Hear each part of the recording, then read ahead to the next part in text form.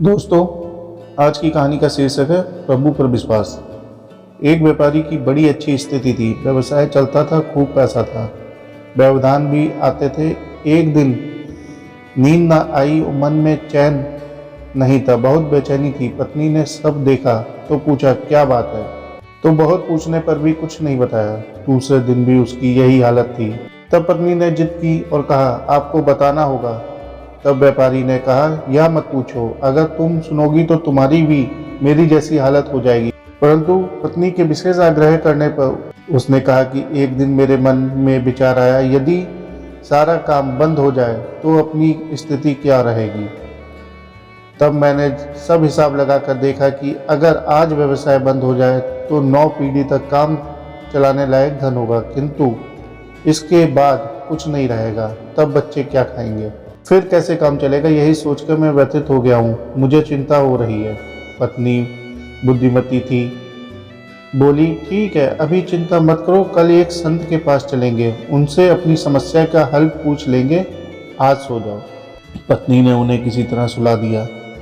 अगले दिन जब वे गाड़ी में बैठने लगे तो पत्नी महात्मा जी को देने के लिए गाड़ी में अन्न, फल आदि सामान रखने लगी। यह देखकर पति ने कहा, यह क्यों रखवा रही हो? यह सब तो मैंने कल हिसाब में जोड़ा ही नहीं।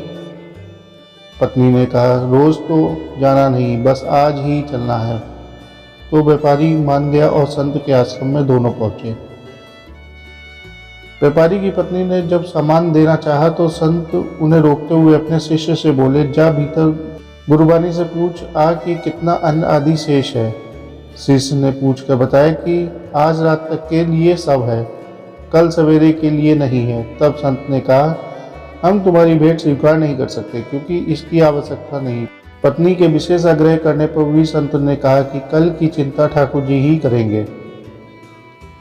हाँ, यदि आज के लिए सामान नहीं होता तो मैं रख लेता। पत्नी से व्यापारी पति बोला, चलो अब चलते हैं। पत्नी बोली, अभी आपने अपने प्रश्न का समाधान तो पूछा ही नहीं। व्यापारी ने कहा कि अब उसकी जरूरत नहीं, मुझे उसका समाधान मिल गया है। संत को कल की चिंता नहीं और मुझे 9 पीढ़ी के आगे की चिंता हो रही है। प्रभु पर विश्वास नहीं होने पर ही ऐसा होता है। कई बार हम निरर्थक व अंतहीन कामनाओं के कारण अनावश्यक चिंताओं और तनाव से घिर जाते हैं, जबकि कामनाओं को त्याग कर हम सहज ही उससे मुक्त हो सकते हैं। इसी बात को इस कहानी के माध्यम से बहुत सहज ही समझा जा सकता है। दोस्तों, अगर आपको यह कहानी अच्छी लगी हो तो चैनल को लाइक करिए, सब्सक्राइब करिए। धन्यवाद।